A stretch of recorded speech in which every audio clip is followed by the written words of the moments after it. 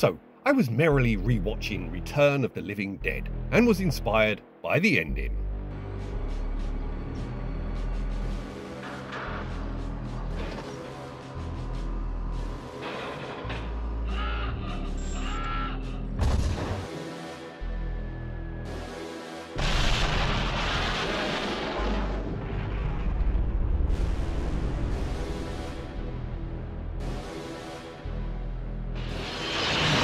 Yeah, some big heavy-hitting cannon.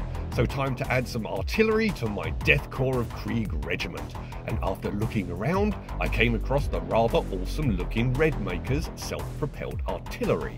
This package gives you a variety of builds. The Hydra looks fun, but first up for me will be the Basilisk with Earthshaker. Now, let's take a look at the crew. As with the Grimguard, I'm not a fan of the exoskeleton thing for loading shells, so I'll have to do something about that. One of the other different builds has some guys loading shells without the mechanical assist, and the shells are only a little bit smaller than the Earthshaker ones, so I reckon I'll use this dude and print shells for both cannon and have 2 piles in reserve. I don't know, the big ones are Earthshaker, the smaller ones are smoke or chemical or something else. Okay, I ran the files through Lychee, exported them to the thumb drive, and off to the printer we go. After donning the usual protective gear, I put down some paper towels and scraped the items off the build plate, and then dropped them in alcohol for a good rinsing. And then into some warm water they go to soften up all the supports and allow me to pop them free with ease without damaging the actual model items. On to assembly.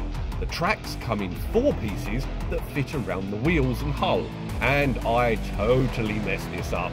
I didn't push one track fully into place, and by the time I got all the way around, it had glued solid, and so there was a gap.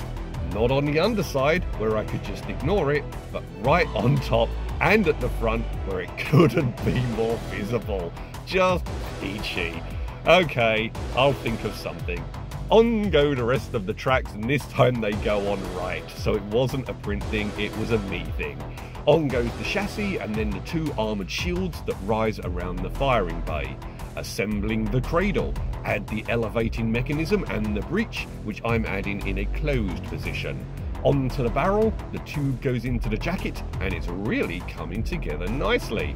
And now, back to my crew problem. Right, the crew that come with this fellow are actually kind of tall and lanky compared to my Grimguard. Plus, if I'm ditching the exoskeletons, they all still have the robot feet. Okay, grabbing some Station Forge infantry. I'm also grabbing a torso and legs and head from the Tinkers. The Tinker gets a pointing arm and a shouldered lasgun, and I'm going to drop the lid from an ammo crate from the heavy mortars over the gap in the tracks. This is where the Tinker, with his augmented eyepiece, will be standing. Armed and armoured, he's the spotter, standing on a platform attached to the hull that rides over the tracks to protect him from them. We don't want any Jeremy Renner incidents with this thing. The arms cradling the shell go on one of the Red Maker crew, and then there's a Grimguard with lasgun watching the area, keeping vigilant for flanking manoeuvres or deep strikes.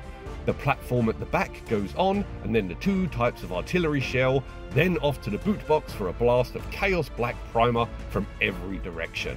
Then a nice layer of Abaddon Black painted across the entire thing, and then grabbing the dry brush, an application of Iron Hand Steel Base, catching all the edges and details, dancing the brush over the whole structure, the chassis, the tracks, the cannon, the ammunition dump, the whole thing.